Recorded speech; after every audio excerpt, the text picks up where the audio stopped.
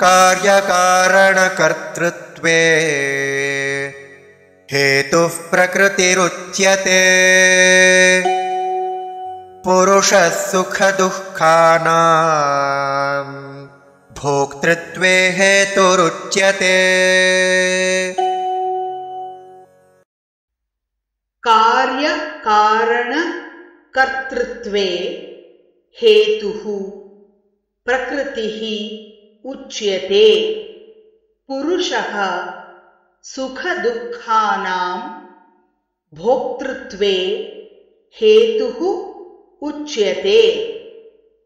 कार्यकरणकर्तृत्वे हेतुः प्रकृतिरुच्यते पुरुषः सुखदुःखानां भोक्तृत्वे हेतुरुच्यते।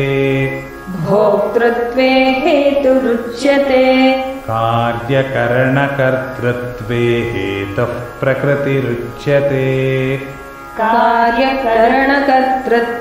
हेतुः प्रकृतिरुच्यते